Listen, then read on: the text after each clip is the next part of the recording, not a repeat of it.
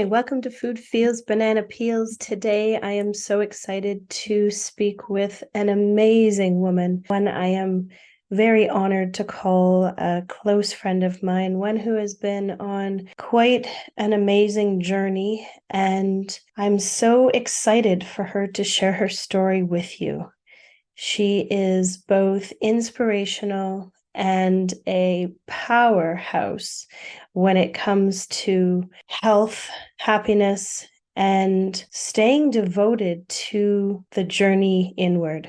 I'm so excited for us to chat with Lisa Sabatini today. Welcome, Lisa. Thank you. Thanks, Laura. Yeah, good to be here. I'm so honored to have you share your story. You and I have known each other for years now, and we've seen each other on our journeys from disease and seeing ourselves at almost our lowest point, and now we are sharing that journey years later. And I'm really honored. Thanks so much for showing up today. I really appreciate it. And I know everybody else is going to enjoy too. So, Lisa, can you start by telling us a little bit about you? A little bit about me. Well, I am a healing practitioner. I do shamanic healing work and Reiki. And basically, actually, I have a holistic approach to healing. I work in clinic and I spend a lot of time in nature. Yoga, I meditate, I do mindfulness. So that's all part of that holistic thing. But it is very much my way of life at this point. It wasn't always, though. Beautiful. Yeah, you had a very different life prior to your illness. So you've told us what you do now as far as being a natural practitioner and all the things that you do now for your self-care. Tell us a little bit about what you did before the disease set in. Yeah, well, I guess I've had a pretty jam-packed journey up until this point. I was a journalist. I was in journalism and communications, and then producing television, and then I went into real estate and built a successful real estate investment business and sister company, management company. And I basically drove my health into the ground with stress and a very unbalanced kind of life that I had. And there were a lot of warning signs before that with my health, but I ignored them. And my health just came crashing down.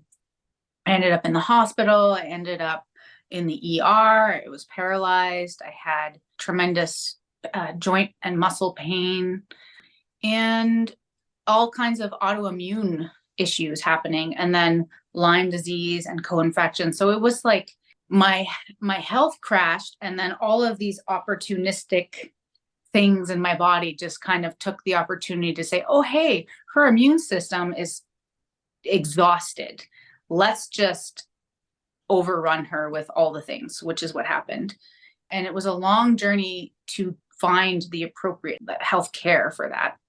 I saw all of the specialists in Western medicine and all the doctors and did that whole journey, which was long and very challenging when you're sick to do that. But that's kind of the case with most chronic illness type of folks.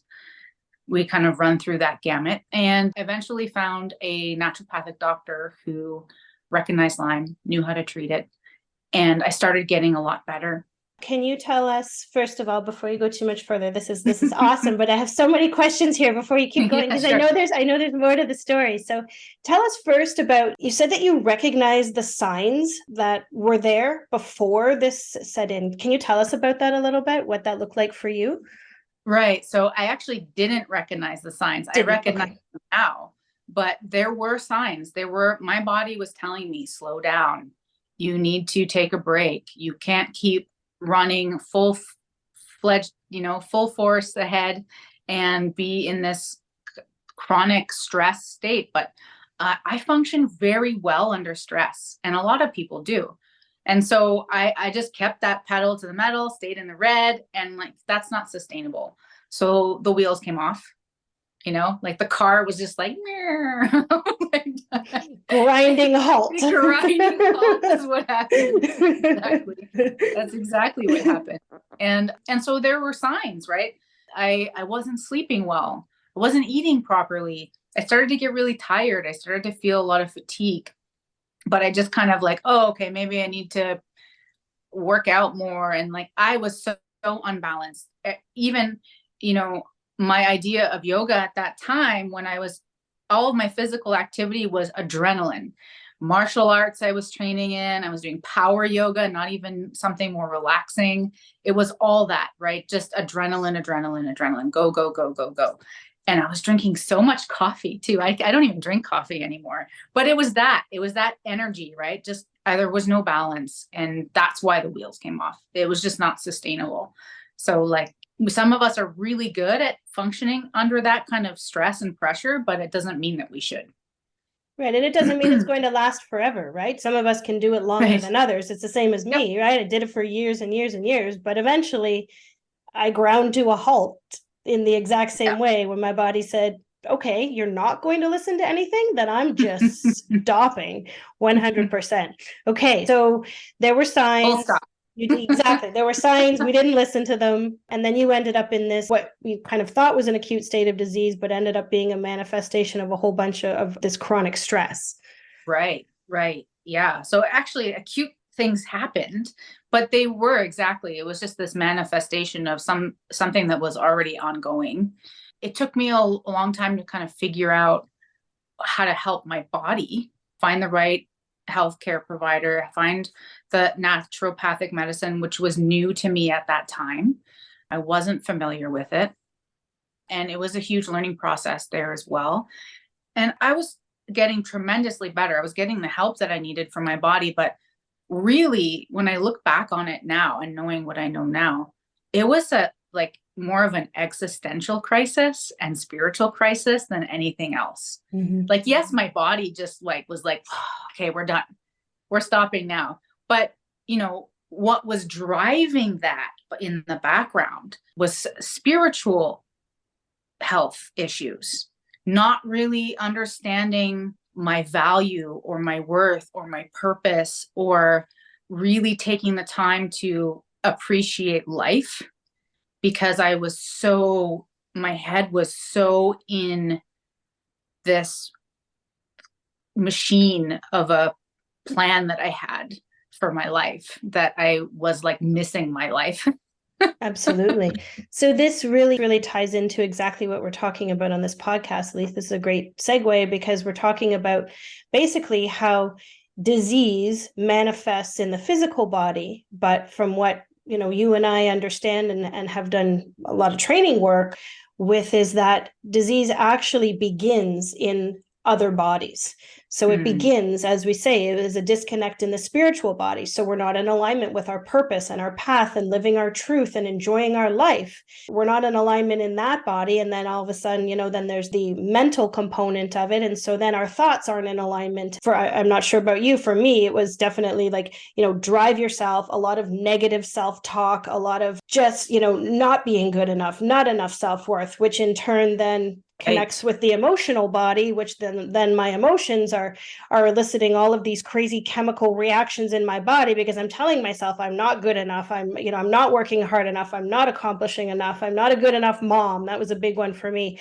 And then all of a sudden I have these huge imbalances in all these areas, and eventually it begins to manifest in our physical body because all of this other stuff is out of alignment.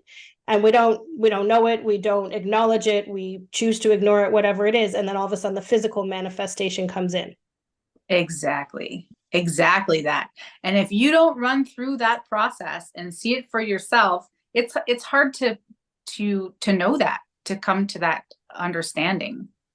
Absolutely. So when we talk about disease sets in, you begin to find some different holistic tools. You went to a naturopath and they started you on a little bit of a different path. And I know that you and I have chatted before, and food was a big part of that journey as well.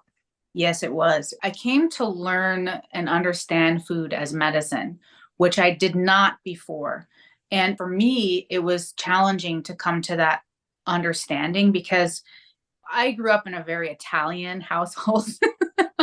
Me too. and we do a lot. Our culture is a lot, and traditions are all around food. Mm-hmm. So it's really beautiful. And I know a lot of cultures and traditions are that way. We have food together, and that food was like abundant, and there's a lot of pasta, and bread, and salt, meat, and fat, and all the really wonderful things.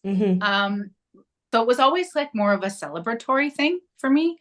And then just like when I was that busy and I was that in the grind of everything, I would just eat whatever I was available to me at the time, because I was limited time. I did not allocate time to meals. I just ate whatever. And then when I was on this road to recovery, I had to change everything I was eating because the gluten, the sugar, and all of these things were feeding bacteria, virus. And so I had to remove them. And they were also making me just really sick. Dairy, all of these things. And they were causing more inflammation in my body. So I had to keep adjusting on that road what I was eating based on what the protocol of what I was healing was. This is through the naturopathic doctor and, some other practitioners helping with that. But it was then that I started to understand. I was like, man, my diet's changing again. Like, why? And then I realized, oh, okay, well, it's medicine. And so some of the things that I'm eating are exacerbating illness, and some of the things that I'm eating are healing it. And so I have to be like tipping the scales to the healing side. And, when you're that sick, food always makes a huge difference. It is medicine. If we look in nature, everything in there is either food or medicine, all of it. So the only time it's either food or medicine or both. And the only time it's not food is because it's not palatable, but there's still medicine in it that we need to kind of work with. Even poisonous things at the right dosage become medicine, right? So the difference between poison and medicine is always dosage. And so coming to this understanding that we're surrounded by medicine and we're surrounded by food that we're supposed to be eating to heal ourselves, to keep us well, was a huge revelation for me. It completely changed the way I look at food. When I'm looking at fruits and vegetables and the things that I'm eating, or if I'm looking at something that's in a package, and like, what value does this packaged thing have for me to create my body with? There's not really any life force in there, not like a vegetable or a fruit might have, and so it really changed my perspective in that way, in a massive way. And so now I'm just very aware and mindful of food as medicine, which wasn't common. No, it's not often common knowledge for most of us. It's not what we're taught. It's not. And it's not even common knowledge now. And these are the kinds of things that we're trying to bring to awareness, that how much we can send our bodies into imbalance when we're eating foods that don't support our system. So, you're familiar with Ayurveda, right? Ayurveda is East Indian medicine and has been around for thousands of years, right? And everything is based on your dosha, and you're eating the foods that are in alignment with the seasons, right? And so there's certain foods that going to be inflammatory in a certain season and to a certain constitution or type of body energetic makeup, these kinds of things, right? And so, the concept of food as medicine, the Hippocrates quote about let food be thy medicine and medicine be thy food, right? I mean, it everything starts from the inside. So why would we not look at what we're putting inside first? Right? When you think about it, it just makes a lot of sense. You underwent these huge nutritional changes. And did you start to feel different when you were eating those different foods, when you had come away from the packaged food and the quick things? And how can you describe that for us? Tremendous. And it's so funny because a lot of my clients, when they're talking, they're telling me about all the practitioners they're seeing, because I see a lot of chronically ill people, and that everyone's kind of always like, oh, and then I have to change my diet, and it's just this so much resistance to it because it's hard, right? It's hard at the beginning, but then it just gets easier and easier. And so I had those challenges in the beginning, but the results were so worth it, because the difference, sugar, gluten, and dairy were the biggest ones for me. Yeah. And I know we're all different, but for me, those three were huge. And when I took sugar out, my joints weren't hurting anymore. Yes. That is worth its weight in gold right there, where like my immune system got better. It wasn't like having all of these symptoms, but also the pain in my body because the inflammation came down so much. It was huge. And after that, I didn't even want sugar anymore because it Right. made such a huge difference. And so I think that when you actually put those things into practice and you notice how much of a difference it makes to your quality of life, it makes it so much easier. Yep, I totally agree, Lisa. Those were my three too: sugar, gluten, and Mm, dairy. And a lot of people don't understand how sugar promotes inflammation in the body. So these things that you're talking about with joint pain, that's all exacerbated by what we're putting in, and when we're putting sugar in, right? And certain grains like also have this acidic byproduct when they're metabolized, as do meat. Eating for our bodies really is a science, and the whole a science of science it. and an art, really. Absolutely. But we have Yeah. to go on that journey ourselves because it's not the Canada Food Guide. It's not. Let's eat like 4 servings of dairy. I'm a holistic nutritionist. I'm not going to tell you to go ahead and drink cow's milk. Hell no, there's no way, right? And I'm not going to tell you you need this much meat and you need, there's lots of people who can survive on completely plant-based nutrition. And that is fantastic because of their energetic makeup, their physiology. Right. And there's other people like me who I've tried those strictly kind of more vegetarian nutrition. And while it supports me to a certain degree, my body needs meat. And so I've tried, and I've actually sent myself into like more kind of like illness state by staying Mm, away from things because I'm like, no, I'm just trying to do better for the earth, all of those things. So I'm going to stay away from that completely. So obviously now I make, ethical choices every time that I can, right? And it's a limited amount, but everybody needs to really have that journey themselves to really understand how much the food that we eat affects everything from our joints to our digestion. I mean, the digestive process is so important in and of itself because, 80% of our serotonin is produced in our gut. So there you go. mm, There's the food and the mood connection, right? I mean, the energy levels, the mitochondria of the cells, we need to make sure that our cells are getting the proper nutrients in order to do what they need to do for our tissues and our organs and our organ systems and our bodies. Nutrition is such a major, major component in everyone's lives, whether or not they recognize it or not. And when you begin to really delve into that avenue and you recognize that maybe there are foods that aren't aligning with you, you really begin to notice how different it feels when you're not eating those foods. And you never know until you consciously make the choice, or whether, like you and I, there's been some sort of disease that set in that has forced you down that path. right. But, everybody just, it makes a big, big difference. The thing I find so fascinating about it as well is that, there's all of these like, okay, you should eat keto, you should be vegetarian, vegan, and there's all of these, the gamut of all of these different, and the fascinating thing about food is that there is no one size fits all for anyone. That's what makes it such a science and an art, is that each individual person requires something different. Yes. And Yes. which makes it both challenging and amazing to me, because we can't just say, okay, here, you just eat this and then that'll be fine and we don't ever have to talk about that again. Actually, no, it is a relationship that you have to understand about yourself and your body. And so people get into these huge debates about, no, this is best, no, this is best. And it's funny because it's so individual that each one of them is arguing about apples and oranges, literally, because Yes. what works beautifully for you might be horrible for someone else, or based on so many things. And so that's something that I've always found so fascinating about nutrition, how it is in that way. Absolutely. Yeah, I totally agree. That's why, I mean, it's so important to learn to become aware of your body, right? And Mm. as you become aware of your body and the messages it's sending to you, then when you begin to tune into those things like nutrition for your body, you begin to recognize, oh, this feels good. Like I didn't know that I had an issue with gluten until I started going to school for holistic nutrition. And when I was there, we had to do elimination nutrition and things like, I always thought Oh that, yeah. yeah, when I was done eating dinner and being pasta, because I grew up with a ton of pasta too, and an Italian household. And so I always thought that it was just like your tummy just felt really gurgly and bloated and gassy. And that's just what happened after dinner. So you just needed to take some time.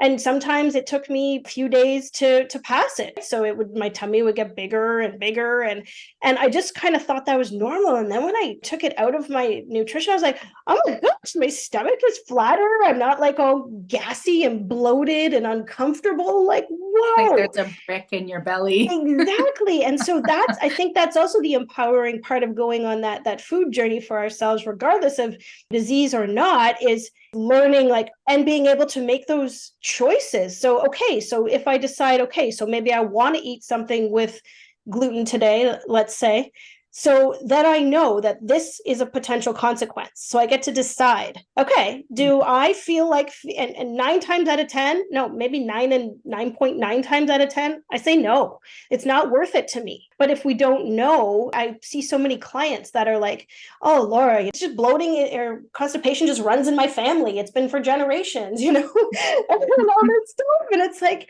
I feel for you and all your ancestors and your parents and all these people who have dealt with this, because this is something that's likely sensitivity passed on through the lineage that, now you have the opportunity to hopefully heal, right? Yeah. So nutrition, yeah, definitely a big one. So, I can talk about that for hours. For sure. But we have more to talk about.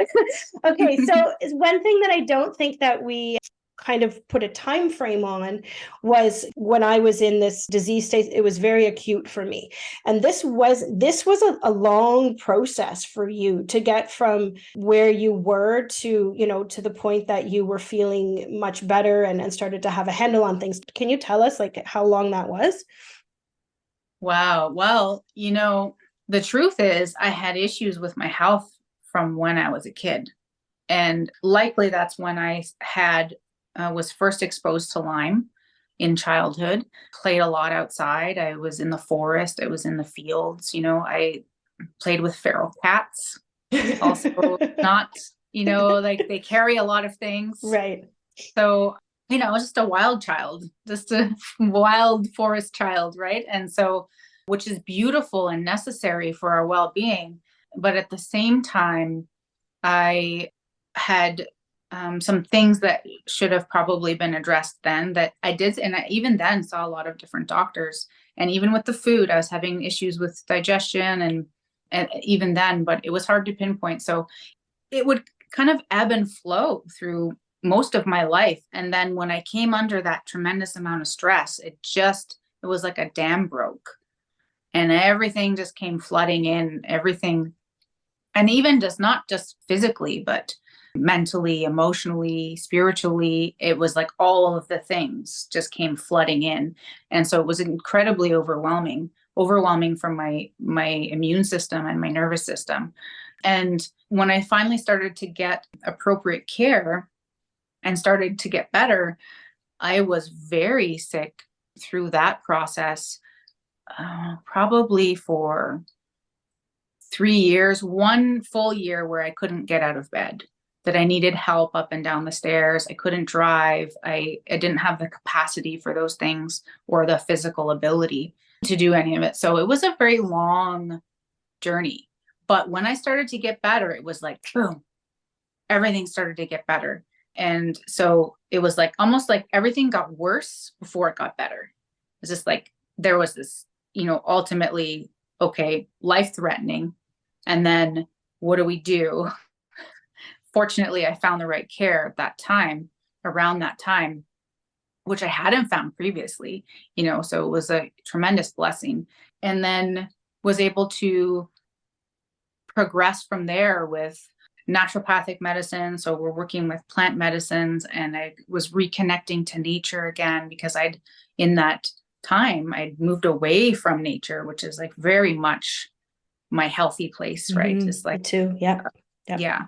And so I was coming back to myself, coming back to understanding the power of plant medicine and natural approaches, also with food. And then I had kind of plateaued and then enter in the spiritual healing aspect of things. And then that was what really changed everything for the better at that point. So I started doing medicine work. I started working with Medicine Man. Because that's where we met. Enter the time that we met. Yeah. 16, Yeah, somewhere in and around there. 2016, 2017. So, yeah, you had just kind of come out of bed, just starting to get back around again. I don't even think you were able to drive yourself to classes when we started our training, right? Yeah, I wasn't driving yet. I remember, I think we were partially through the first year of study. And I remembered celebrating in class that that day I was able to drive myself to class. And it was the first time in well over a year that I hadn't been able to drive. So lots of monumentous occasions throughout that process for sure. And I had been doing some of that, work before I got to class. And that's what brought me to class, is because I was doing my own healing with that work as the client, like receiving. Right. And I had gotten so much better, so much quicker, that I was like, I need to study this. I need to know more. I need to study it. So let's talk about that, because you've taken and you studied it and used it for yourself, same as me. And now this is what you're doing. You're supporting people on their journeys doing this. So tell us about the medicine work that, you used for your own healing, the tools, and then tell us about it. Well, I've actually studied in 2 different lineages, which is really amazing, actually, that I've had the opportunity to. I've studied actually a few different indigenous kind of shamanic healing practices, because I find them incredibly fascinating, and because I found them so incredibly effective that I just wanted to know more.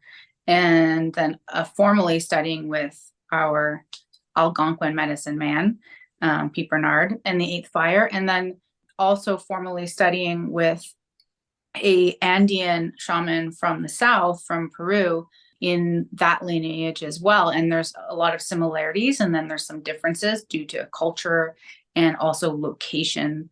North and south are quite different. But I found it just incredibly fascinating, but it's such a beautiful portal into understanding spirit and like the spiritual realms.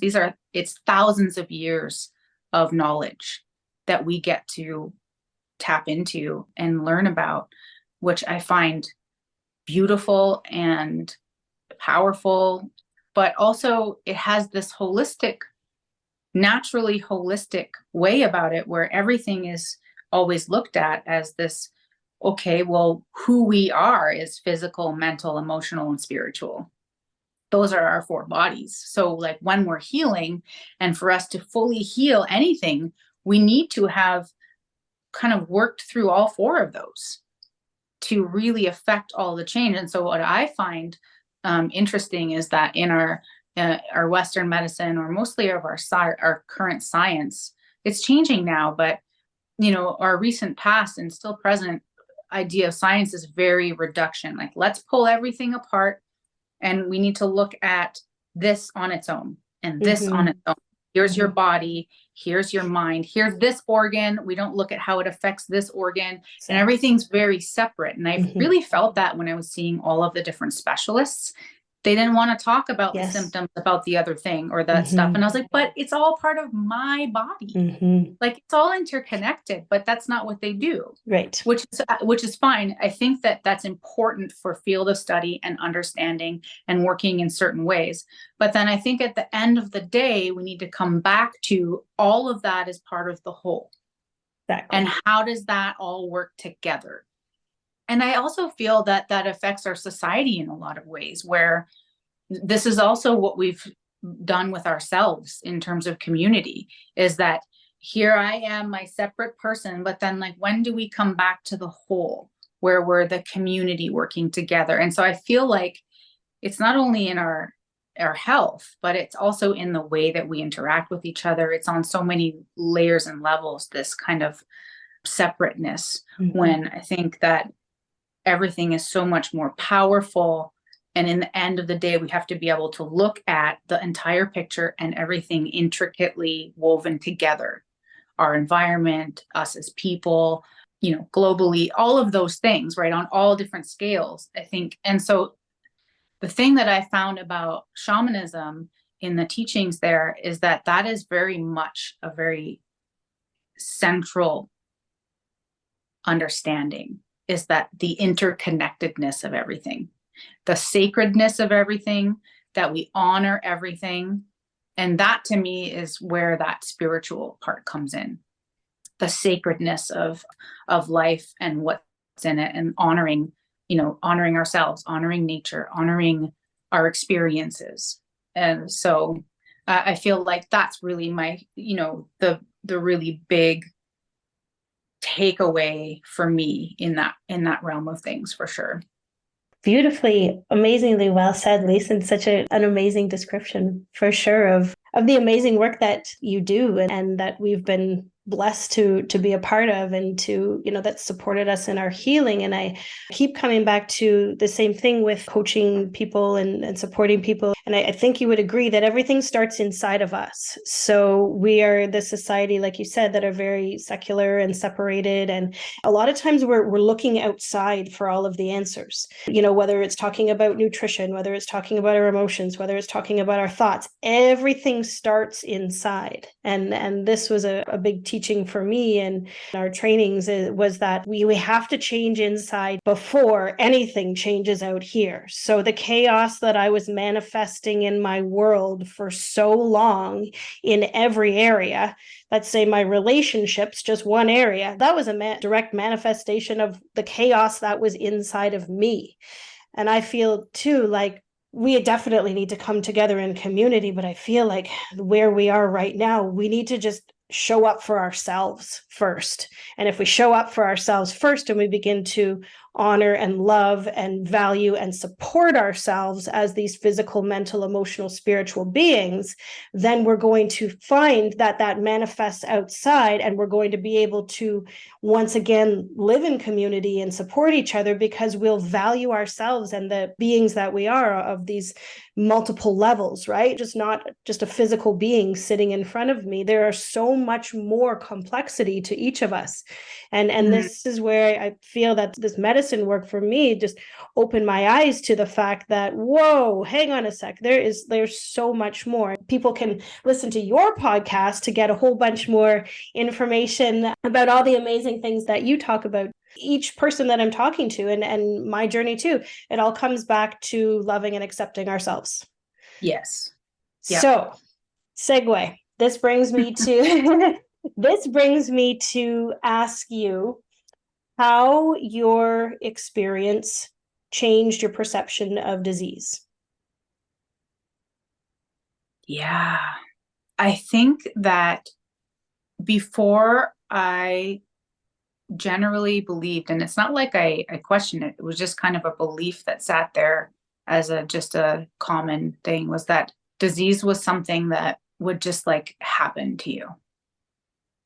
And that has radically transformed to disease is something that is something far more complex.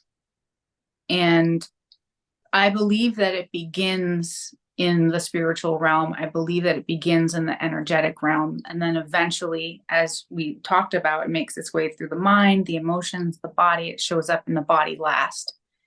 And it's because of something that we haven't resolved within ourselves before it got to the body.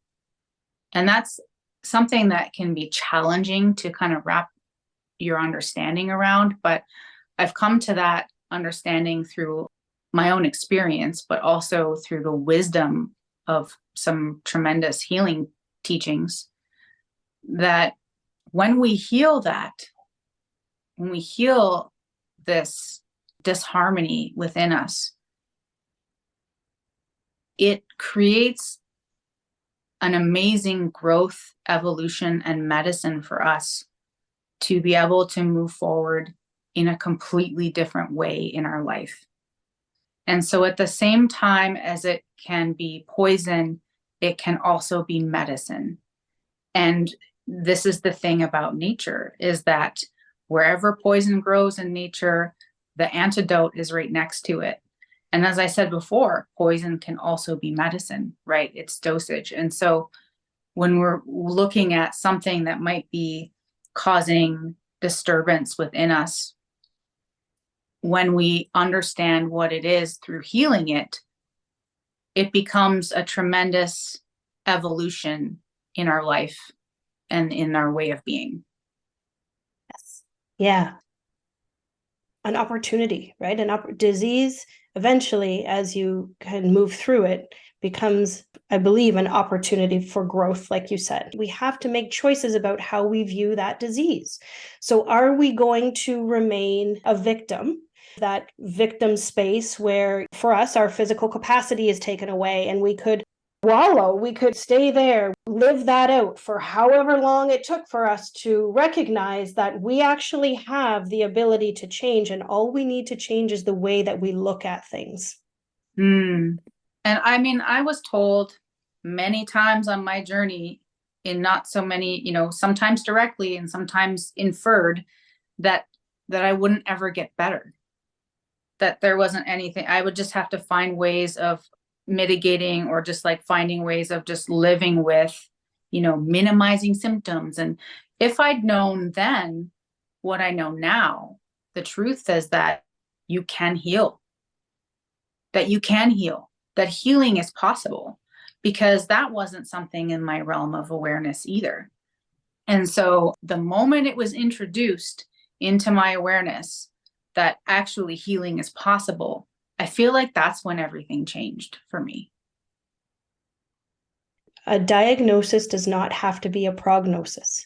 We get to choose, right? And that's where we take ourselves out of being the victim of it and empower ourselves and become the creator of how we wish to move forward. And it's not easy, right, Lisa? Like, it's not easy. It sucks so frigging bad. It sucks so bad when you're in those stages. Like, I don't know about you, but I'm sure, how many times you spend crying on the floor in fetal position, releasing some of those things that you have been carrying for ages, and coming to realizations that I actually created what was manifesting as disease in my life, and then having to forgive myself and show compassion for myself, because I was always so very hard on myself, and then realizing, oh my gosh, this has caused this. And now it's a whole new learning opportunity to go, hey, it's okay.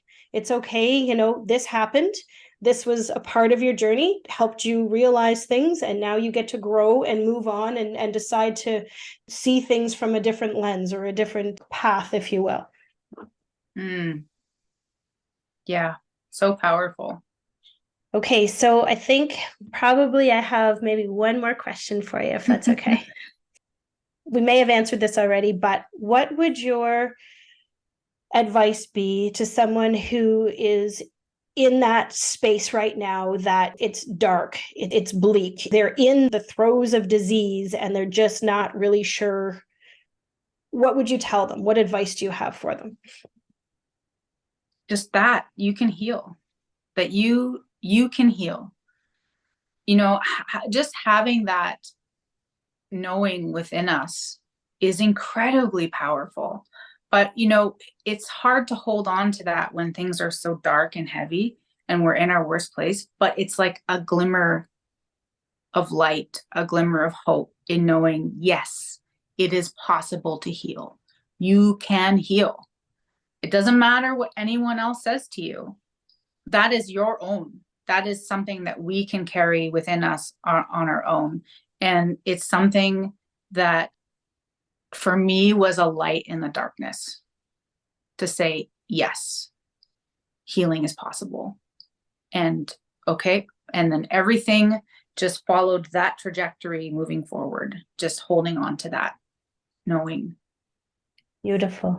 Well, thank you, Lise. Thank you for all of your chat today, all your wisdom, sharing. I know that there are going to be people out there who are watching who, will understand, and some of them possibly even be in the space that you've been in. And I know that these words are going to be so beneficial and appreciated, because when, yeah, like you said, when we are in those kind of deep places, it can be very difficult to see that there is a light at the end of the tunnel. Now, something that you do is you also work clinically with people, and you don't have to work with someone one-on-one in a clinic. You can also work interconnected, because energy, we know, knows no time and space boundaries. So if somebody wanted to get a hold of you and wanted to learn more about you, maybe they wanted to book a session with you, you do lots and lots of stuff. Where would they go to find that info? Yeah, they'd find me on lisasabatini.com is my website. And also on socials, it's all at lisasabatini.holistic. Again, thank you so much for your time today. It's always an honor to share space with you. And I love all the wisdom and the insight that you always bring. I've been fortunate to be with you on your path of growth and evolution. As we move through this journey together, you just continue to shine more brightly. So thank you for bringing that light to podcast and to my life and all the others who you support. Thank you, It's Laura. truly an honor. Thank you, my friend. Bye for now. Thanks for joining me today for Food Feels Banana Peels. I hope you enjoyed our chat, and I look forward to bringing you more exciting opportunities to learn and grow and shift and change your perspective, perhaps to something new and something different. It is an honor always to be here, and I would love to hear about what you want to learn more about. Wishing you much love, joy, happiness, and health on your journey.